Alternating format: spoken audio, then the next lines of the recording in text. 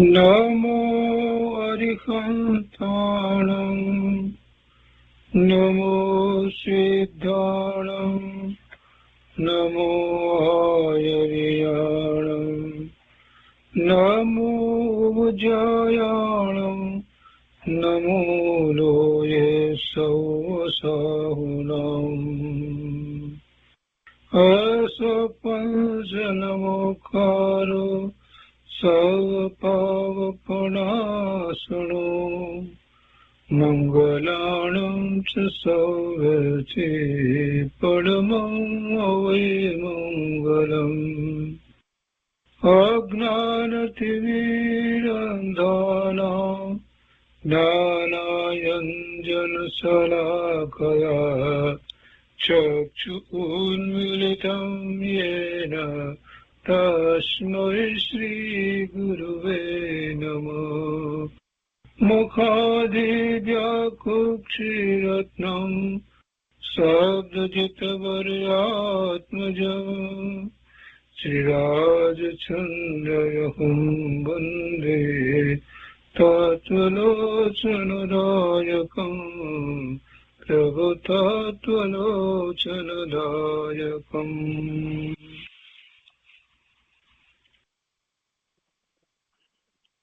કૃપાળુદેવના વચનામૃતનો સ્વાધ્યાય.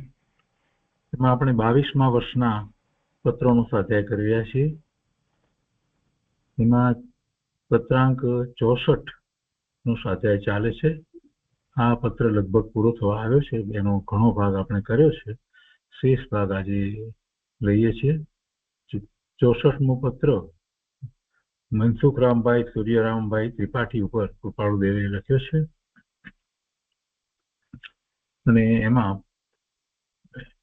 એમનો પત્ર જે આવ્યો છે એના ઉત્તર રૂપે કેટલીક વાત લખી છે કે આધ્યાત્મિક જ્ઞાન સંપાદન કોઈ પણ માર્ગથી થાય, પરંતુ એ માટે એવા જ્ઞાની મહાપુરુષ જે છે એમની નિશ્રા વગેરે હોવા જોઈએ. એ વાત કૃપાળુદેવે કરી. વળી આત્મત્વ પામવા માટે કેટલીક વાત એમણે કહી કે હે ઉપાદે એ બધું શું છે એ સમજ્યા વિના એ થઈ શકે નહીં. અને એ પછીથી એમને પુનર્જન્મ વિશેની પણ વાત કરી. કર્મની વાત લીધી. સાથી બંધાયો છે કેવી રીતે છૂટે, તો એ સંબંધીનું પણ જ્ઞાન હોવું જોઈએ. અને પુનર્જન્મ વિશે પછી એમણે કેટલીક વાત લખી અને એ એમણે સમજાવી. અને એમાં આ જગતના જે 6 દ્રવ્ય જે છે તો એની સાથે આત્મા તુલના કરી અને સમજાવ્યું કે કઈ રીતે આત્મા એ દ્રવ્યોથી જુદો છે. એટલે એ વાત સમજાવી. અને એમાં ઉપયોગ લક્ષણથી જુદો પડે છે આત્મા બીજા બધા દ્રવ્યોથી. તો એ ઉપયોગ એટલે જ્ઞાનની વાત કૃપાળુદેવે એમાં લખી વિસ્તારપૂર્વક. અને ત્યાર પછીથી હવે અહીંયા પાના નંબર 191 પર આગળ ગુરુદેવ અહીંયા છેલ્લે કહે છે કે આમ હોવાથી અને આ વિષય સંબંધે કેટલાક શૈલી શબ્દો વાપરવાની આવશ્યકતા હોવાથી અત્યારે અપૂર્ણ ભાગે આ વિષય મૂકી દઉં છું. એટલે એ વિષય જે પુનર્જન્મ વિશેનો વિષય હતો એની કેટલીક વાત સમજાવી, કેટલાક દ્રષ્ટાંત કયા, પણ વધારે દ્રષ્ટાંત હવે નથી લખતો એમ કરીને મૂકે છે. અને એ અનુમાન પ્રમાણ કહી ગયો. પ્રત્યક્ષ પ્રમાણ સંબંધી જ્ઞાની દ્રષ્ટ હશે, જેમ જ્ઞાનીના જ્ઞાનમાં આવ્યું છે, તો હવે પછી અથવા તો દર્શન સમય મળ્યો તો ત્યારે કંઈક દર્શાવી શકીશ. આપના ઉપયોગમાં રમી રહ્યું છે, છતાં દરેક વચનો અહીં પ્રશ્નાર્થે મૂકું છું. તો ત્યાં સુધી આપણે સ્વાધ્યાય કર્યો છે. ને હવે એ વાત જે લખી છે કૃપાળુદેવે કે છતાં આપના ઉપયોગમાં તો આ બધું હશે, છતાં પણ હું થોડાક વાક્યો અહીં પ્રસન્નતા અર્થે મૂકું છું, પ્રસન્નતા અર્થે મૂકું છું એમ કરી અને એમણે 5 વાક્યો મૂક્યા છે. પહેલું, સર્વ કરતા આત્મજ્ઞાન શ્રેષ્ઠ છે. સર્વ કરતા આત્મજ્ઞાન શ્રેષ્ઠ છે. કેમ બધા જ્ઞાન કરતા આત્મજ્ઞાન શ્રેષ્ઠ છે? કેમ કે આત્મજ્ઞાન છે એ જ જીવને પરમાર્થે પોતાનું પૂર્ણ શુદ્ધ સ્વરૂપની પ્રાપ્તિનું કારણ થાય છે. બીજા કોઈ જ્ઞાન એનું કારણ થતા નથી. બીજું બધું માહિતી રૂપે છે. ત્યારે આત્મજ્ઞાન એટલે કે જે આત્માની અનુભૂતિ વખતે જ્ઞાન થાય એ આત્મજ્ઞાન. આત્મા વિશેનું જ્ઞાન એ તો માહિતી જ્ઞાન છે, એ તો દ્રવ્યસ્વરૂપ છે, એની વાત નથી. આત્મજ્ઞાન, આત્મા વિશેનું જ્ઞાન અને આત્મજ્ઞાન એ બેમાં મોટો ફેર છે. આત્મા વિશેનું જ્ઞાન જે છે એ માહિતી જ્ઞાન છે. આત્મા કેવો છે એની બધી એમાં વાત આવે, અને એ અનુભવનો વિષય છે એવી વાત પણ ત્યાં આવે. બધું આવે, આત્મા વિશે બધો વિસ્તાર આવે, અને એમાં મુખ્યપણે દ્રવ્યાનુયોગના શાસ્ત્રોની બધી જ વાત આવે. અને એના સાથે સંલગ્ન કેટલીક વાત કર્ણાનુયોગની પણ આવે, ચરણાનુયોગની પણ વાત આવે, પ્રશ્નાનુયોગની પણ કોઈક વાત આવે. પણ એ બધું જે છે એની વાત નથી કરવી અહીંયા. તો એ આત્મજ્ઞાન, આત્મજ્ઞાન એટલે જે અનુભૂતિ, પોતાનો આત્મા, એનું જ્ઞાન, અને એ જ્ઞાન કરે છે ત્યારે બે પણ રહેતું નથી, દ્વૈત રહેતો નથી. આત્માનું જ્ઞાન કરનાર અને આત્મા એ બે જુદા નથી. એ પોતે જ જ્ઞાન સ્વભાવી છે, અને પોતે પોતાના જ્ઞાન સ્વભાવે પરિણમી જાય છે ત્યારે આત્મજ્ઞાન થાય છે. તો એ સર્વ કરતા આત્મજ્ઞાન શ્રેષ્ઠ છે. બધાથી આત્મજ્ઞાન છે તે શ્રેષ્ઠ છે, ને એ આત્મજ્ઞાન થાય છે ત્યાંથી જ ખરેખર ધર્મની શરૂઆત થાય છે. ત્યાંથી જ ચોથું ગુણસ્થાન છે, સમ્યક દર્શન છે, અને ત્યાંથી જ ધર્મ ધ્યાનની પણ શરૂઆત થાય છે. તો સર્વ કરતા આત્મજ્ઞાન શ્રેષ્ઠ છે, અને એના વિના કોઈ જીવ મુક્તિ પ્રાપ્ત કરી શકતો પણ નથી. એ પછી બીજું છે ધર્મ વિશે ગતિ આગતિ નિશ્ચય છે. ધર્મ વિશે ગતિ આગતિ એટલે ગમનાગમન પણ થાય, અને એના વિશે જે પોતાને જ્ઞાન વગેરે જે થાય છે, જે દ્રવ્યશ્રુત વગેરેનું આ જે કંઈ થાય છે, અને પછી જે રીતે એની ગતિ થાય, એટલે કે એના પરિણામો જે થાય છે એ ગતિ, તો એ નિશ્ચય છે. એને નિશ્ચય કહેવામાં આવ્યો છે. ધર્મ વિશે ગતિ આ ગતિ નિશ્ચય છે. બાકી બીજું બધું વ્યવહાર છે. ધર્મ સંબંધીની વાત જે છે એમાં જે કંઈ પ્રવર્તન થાય, ગતિ આ ગતિ એટલે પ્રવર્તન, ગમનાગમન જે કહીએ તે, અને એ સંબંધી નું જ્ઞાન વગેરે, એટલે એ બધી પ્રવૃત્તિઓ જે છે એ જ કરવા યોગ્ય છે એમ કેવું છે. એટલે કે છે કે એ નિશ્ચય છે, એ નિશ્ચય છે. ધર્મ વિશે ગતિ આ ગતિ એ નિશ્ચય છે, એ મુખ્ય છે. એ પછી ત્રીજું છે જેમ ઉપયોગની શુદ્ધતા તેમ આત્મજ્ઞાન પમાય છે. ઉપયોગ શુદ્ધ ક્યારે કહેવાય? કે જ્યારે એ ઉપયોગ આત્મા તરફ વળ્યો હોય ત્યારે એ આત્માને અનુભવે તો એ ઉપયોગ શુદ્ધ ઉપયોગ કહેવાય છે. એટલે શુદ્ધ ઉપયોગ જેટલો વધારે વખત રહેશે એટલો એ આત્મામાં વધારે રહેશે, એટલી એને સ્વરૂપમાં એકાગ્રતા વધારે સમય સુધી થાય છે, એટલે એને આનંદની અનુભૂતિ એટલી વધારે થાય છે. એટલે જેમ ઉપયોગની શુદ્ધતા તેમ આત્મજ્ઞાન પમાય છે. ઉપયોગ પરના લક્ષ્ય છે તો એ ઉપયોગને આપણે શુભ ઉપયોગ કહીએ છીએ, અને સ્વના લક્ષ્ય થયો છે તો ઉપયોગ શુદ્ધ છે. પરના લક્ષ્ય ઉપયોગ થયો છે અને એમાં ક્યારેક અશુભ ભાવ પણ હોય, એની સાથે જે વિકલ્પો વગેરે જેવા છે એ પ્રમાણે, તો પણ એ અશુદ્ધ કહેવાય. શુભ ભાવ પણ હોય તો પણ એ ઉપયોગ તો અશુદ્ધ જ કહેવાય. એટલે અશુદ્ધ ઉપયોગના બે પ્રકાર છે, શુભ ભાવ અને અશુભ ભાવ. અશુભ ભાવ તો છોડવા યોગ્ય જ છે, પણ શુભ ભાવ જે છે એ પણ અશુદ્ધ ઉપયોગ છે, શુદ્ધ ઉપયોગ નથી. એ શુદ્ધ કે અશુદ્ધનો નિર્ણય કઈ રીતે થાય છે કે જે ઉપયોગ સ્વ તરફ વળ્યો છે એ જ શુદ્ધ ઉપયોગ છે. જે ઉપયોગ સ્વને છોડી અને પર તરફ રહ્યો છે એ ઉપયોગ અશુદ્ધ ઉપયોગ છે. અને અશુદ્ધ ઉપયોગમાં ભલે ને એને ગમે તેવા શુભ ભાવ થાય, પુણ્યનો બંધ કારણો હોય, બધી વાત બરાબર, પણ છતાં એ ઉપયોગ અશુદ્ધ છે. શુદ્ધ ઉપયોગમાં જ મોક્ષ માર્ગની શરૂઆત થાય છે, મોક્ષ માર્ગની વૃદ્ધિ થાય છે, નિર્જરા થાય છે, અને છેવટે એમાં જ એ સ્થિર થાય છે. એટલે શુદ્ધ ઉપયોગ, એ શુદ્ધ ઉપયોગની જ વાત કરવામાં આવી છે. કેમ શુદ્ધ ઉપયોગ થાય, શુદ્ધ ઉપયોગ રહે? તો કે છે કે જેમ ઉપયોગની શુદ્ધતા તેમ આત્મજ્ઞાન પમાય છે. અને આત્મજ્ઞાન પમાય છે, આત્મજ્ઞાનની વૃદ્ધિ પણ એમાં જ થાય છે. ઉપયોગ શુદ્ધ છે તો બધું છે, અન્યથા ધર્મની શરૂઆત જ નથી. ચોથું કે છે કે એ માટે નિર્વિકાર દ્રષ્ટિની અગત્ય છે. એવો ઉપયોગ શુદ્ધ થવા માટે દ્રષ્ટિ વિકાર વિનાની હોવી જોઈએ. શ્રદ્ધા પ્રતીતિ વિકાર વિનાની હોવી જોઈએ. અને એમ થાય છે તો જ પછી એવો પુરુષાર્થ થઈ શકે છે, ઉપયોગની શુદ્ધતા.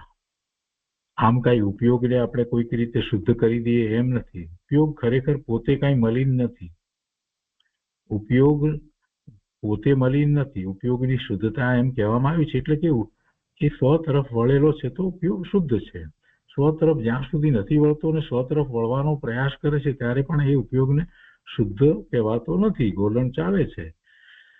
પણ એવું કઈ નથી હોતું કે ઉપયોગમાં અશુદ્ધતા, એમ નથી.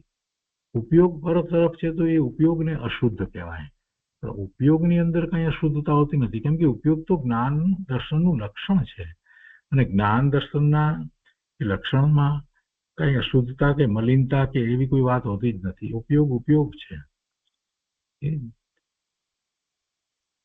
તો એ ઉપયોગને વિશે જરાક ખ્યાલમાં આવે એટલા માટે કેટલીક વાત શાસ્ત્રમાંથી સમજવી જોઈએ.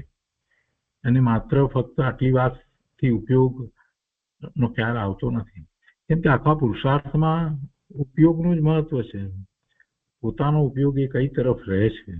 હવે એ ઉપયોગને ફેરવવા માટે એને સંજ્ઞીપણું છે એ પણ કેટલું મદદરૂપ થાય છે, કેટલું કાર્યકારી થાય છે. સંજ્ઞીપણું છે એટલે મન છે, ને મન છે તો મનમાં જે વિકલ્પ ઉઠે છે એ પ્રમાણે એ જે તરફ એનો લક્ષ્ય જાય છે એ ઉપયોગ છે. એટલે જો એ લક્ષ્ય બહાર તરફ જ છે તો એ અશુદ્ધ ઉપયોગ છે. અને ઉપયોગ સ્વ તરફ વળે છે તો શુદ્ધ ઉપયોગ છે. એટલે ઉપયોગ શુદ્ધ કેમ થાય? તો કે ઉપયોગ શુદ્ધ થતો નથી. ઉપયોગ તો ઉપયોગ જ છે, પણ ઉપયોગને શુદ્ધ કહેવાય છે. ઉપયોગની અંદર કઈ મલિનતા હોતી જ નથી. ઉપયોગ તો જ્ઞાન દર્શન કરાવનારો છે, જે તરફ એ વળે છે એ તરફ, એ તો લક્ષ્ય રૂપ છે. પણ કહેવાનો આશય એટલો જ છે કે સ્વ તરફ જે ઉપયોગ વળે છે એને આપણે શુદ્ધ કહીએ છીએ. અને એ જ ધર્મનું કારણ છે, સમ્યક દર્શનનું કારણ છે. અને એ માટે નિર્વિકાર દ્રષ્ટિની અગત્ય છે. વિકારી દ્રષ્ટિ છે ત્યાં સુધી, વિકારી દ્રષ્ટિ જે છે, વિકારી શ્રદ્ધા છે, અને બહારમાં વિકાર અથવા વિભાવ ભાવે રહેવું ગમે છે, તો પરમાર્થે કાંઈ પુરુષાર્થ થઈ રહ્યો નથી. એટલે વિકાર જે દ્રષ્ટિમાં પડ્યો છે એનો અર્થ જ એ છે કે એને બહારની વસ્તુની અંદર કંઈક પ્રાપ્ત કરવાની ગણતરી છે, બહારમાંથી કંઈક પ્રાપ્ત થાય એવી એની ગણતરી છે, કંઈક કાર્ય કરવાની એની એવી ગણતરી છે કે બહારમાં કંઈક કામ કરી દઉં, બહારમાંથી કંઈક ભોગવવાની એની ગણતરીઓ છે. આ બધું જે છે એ બધી વિકારી દ્રષ્ટિ કહેવાય. તો એવી વિકારી દ્રષ્ટિ જ્યાં સુધી રહી છે ત્યાં સુધી તો ઉપયોગ એની સાથે જોડાયેલો જ રહેવાનો છે. ઉપયોગ સ્વ તરફ વળે નહીં, ને સ્વ તરફ વળે નહીં તો આત્માની અનુભૂતિ થાય નહીં, ધર્મની શરૂઆત થતી નથી. એટલે એ માટે નિર્વિકાર દ્રષ્ટિની અગત્ય છે. દ્રષ્ટિ કહેતા શ્રદ્ધામાંથી જ્યારે વિકાર ચાલ્યો ગયો છે તો પછી હવે આસક્તિ, ઈચ્છા કાંઈ રહ્યું નથી, પરનું કરતાપણું પણ હવે રહ્યું નથી, પરમાં કાંઈ કરવું છે એવો પણ વિકલ્પ ઉઠતો નથી. એવી જ્યારે દ્રષ્ટિ થઈ છે કોઈ પણ પ્રકારનો વિકાર નથી એવી દ્રષ્ટિ થઈ છે, તો હવે ઉપયોગ સ્વ તરફ વળે છે. એટલે એ ઉપયોગ સ્વ તરફ વળે ત્યારે ઉપયોગ શુદ્ધ થયો એમ કહેવાય. અને એટલા માટે એમ કહ્યું કે એ માટે નિર્વિકાર દ્રષ્ટિની અગત્ય છે. એ પછી પાંચમું પુનર્જન્મ છે. પુનર્જન્મને કેટલા લોકો માને છે અને મોટા ભાગના લોકો તો માનતા પણ નથી. પણ જેઓ માને છે એમાં પણ એમની પણ માન્યતાઓ કંઈક જુદી જુદી વિચિત્ર રીતે છે. જૈન દર્શનની અંદર એની વાત સ્પષ્ટ કરવામાં આવી છે. પુનર્જન્મ છે એટલી જ વાત નથી. જીવ અનંત કાળથી છે અને અનંત કાળ સુધી રહેવા વાળો છે. એટલે એ જ્યાં સુધી સિદ્ધ દશા પ્રગટ ન કરે ત્યાં સુધી એને ભવના ભ્રમણ થાય, તો એનું જન્મ લેવો અને મરણ થવું એ તો હોય જ છે. જન્મ અને મરણ તો થયા જ કરે છે. એટલે પુનર્જન્મ તો છે જ. અને એના માટે કહે છે કે પુનર્જન્મ છે તે યોગથી, શાસ્ત્રથી અને સહજ રૂપે અનેક સત્પુરુષોને સિદ્ધ થયેલ છે.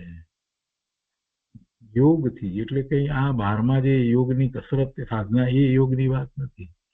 જેને આત્માનો યોગ સાધ્યો છે એવા મહાપુરુષો, સત્પુરુષો છે, એમને એ વાત સહજ છે કે પુનર્જન્મ છે. અને એ જ વાત ભગવાનની વાણી દ્વારા, ગણધર ભગવાનની રચના દ્વારા અને આચાર્ય ભગવાને જે લખ્યું છે તે પ્રમાણે એ શાસ્ત્રોમાં આવી છે. તો એ જ વાત શાસ્ત્ર દ્વારા પણ ખ્યાલમાં આવે છે. અને સહજ રૂપે અનેક સત્પુરુષોને સિદ્ધ થયેલ છે. એટલે એમને તો પૂર્વજન્મનું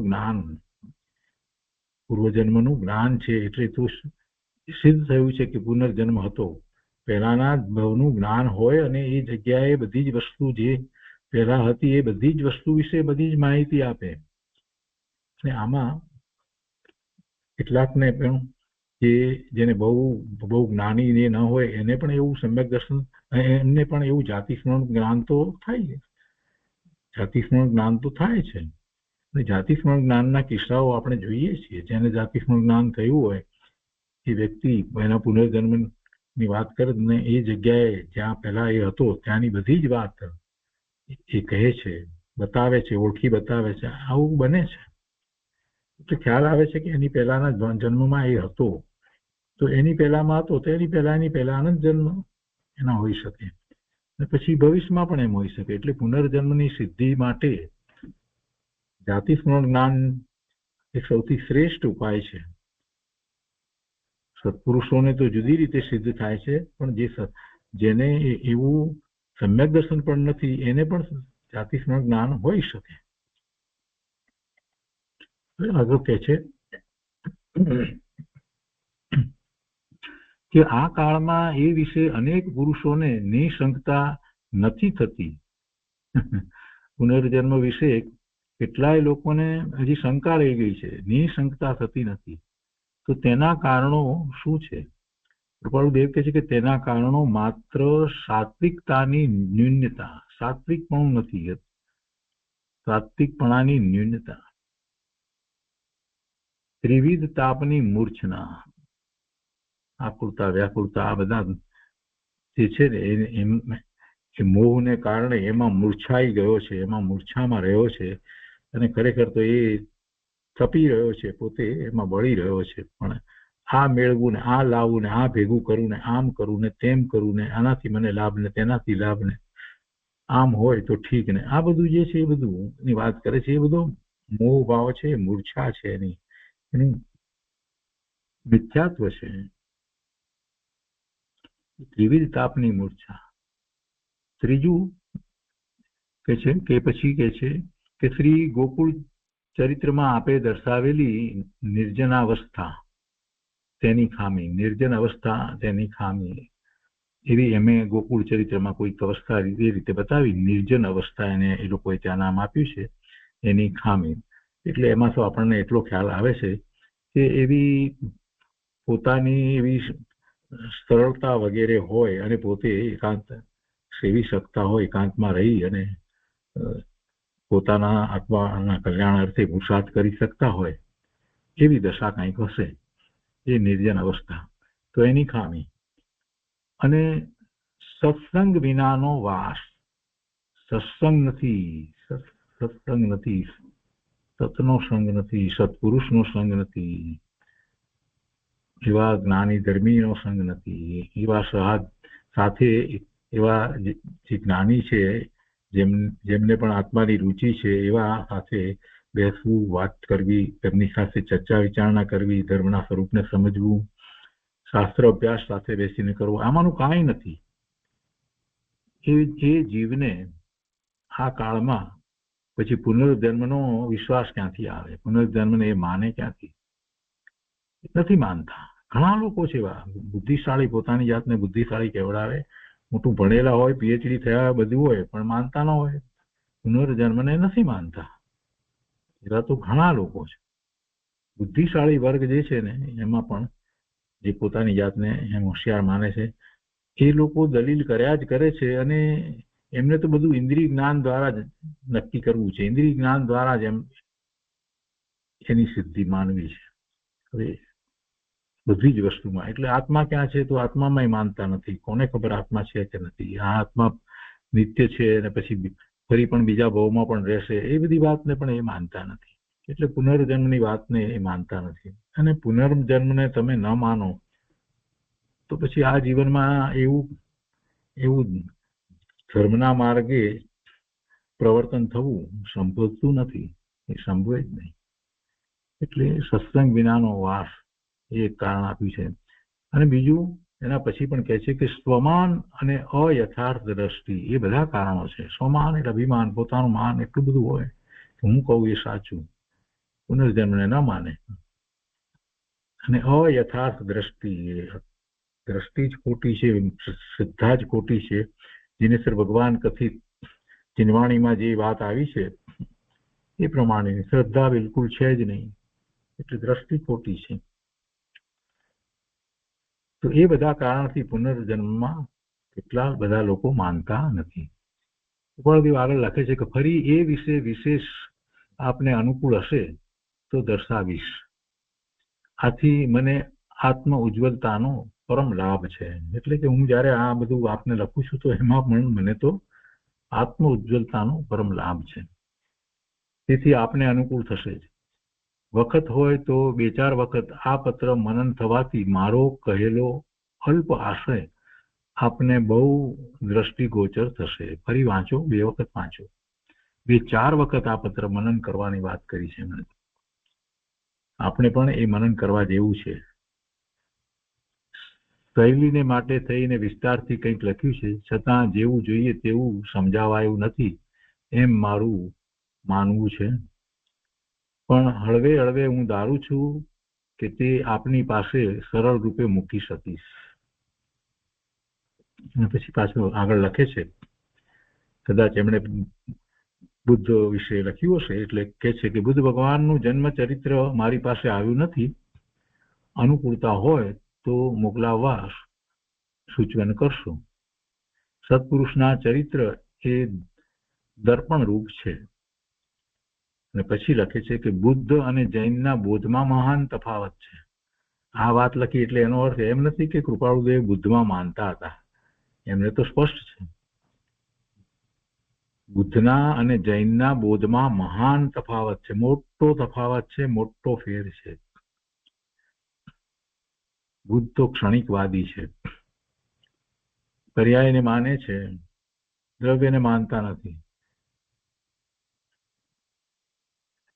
એટલે ત્યાં તો એ વાત જ નથી. જ્યાં સુધી તમે નિત્ય વસ્તુનો સ્વીકાર ન કરો, જે પોતે કાયમ રહેવાનું છે એનો સ્વીકાર જ ન કરો, તો પછી ધર્મ કરવાની ક્યાં જરૂર જ રહેશે?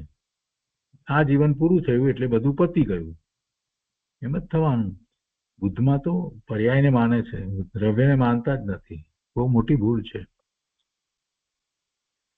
આગળ લખે છે કૃપાળુદેવ કે સર્વ દોષની ક્ષમા ઈચ્છી આ પત્ર પૂરું અપૂર્ણ સ્થિતિએ કરું છું. અપૂર્ણ સ્થિતિએ પૂરું કરું છું એટલે કે હજી મારે કેટલુંક હજી વધારે કહેવું હતું, વધારે દ્રષ્ટાંત આપવા હતા પુનર્જન્મ વગેરે સંબંધી, પણ મેં એ નથી આપતા.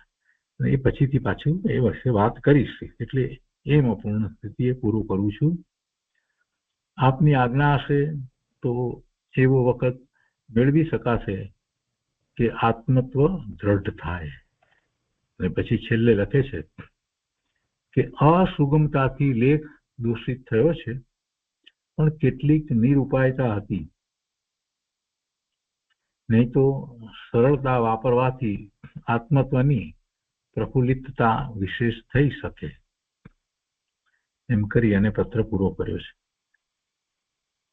કેટલીક નિરુપાયતા પણ જે વાત કરી છે તેનું કારણ થોડુંક એવું પણ છે કે જૈન પારિભાષિક શબ્દો પેલાને ખ્યાલમાં ના આવે એટલે પણ થોડુંક એમ થાય.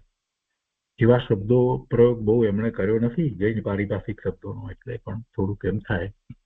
એટલે કેમ કે પેલા ન સમજી શકે એટલે એ નિરુપાયતા. નહીં તો સરળતા વાપરવાથી, એટલે એ શબ્દો સરળ છે પણ જૈન દર્શનના શબ્દો છે, બીજા ઘણાને એ બધી વાતની ખબર હોતી નથી. તો એ વાપરવાથી આત્મત્વની પ્રફુલ્લિતા વિશેષ થઈ શકે. જૈન ધર્મી જે હોય, જેને ખૂબ શાસ્ત્રોનો અભ્યાસ હોય, એની સાથે જો કૃપાળુદેવ આ વાત કરે તો કેવી રીતે વાત કરે એની કલ્પના આપણે કરી શકીએ છીએ. જૈન પારિભાષિક શબ્દોનો ઉપયોગ કરી અને ઓછા શબ્દની અંદર કૃપાળુદેવ વધુ સ્પષ્ટ અને ખૂબ ભાવવાળી વાત કરી શકે, એ સમજાય એવી વાત છે. અને પત્ર પૂર્ણ કરતા લખે છે, વિદિત ધર્મ જીવનના ઈચ્છક રાયચંદ રવજીભાઈના વિનય ભાવે પ્રશસ્ત પ્રણામ. તો એ રીતે 64મો પત્ર અહીંયા પૂરો થાય છે અને આજનો સ્વાધ્યાય પણ આપણે અહીંયા સુધી રાખીએ છીએ.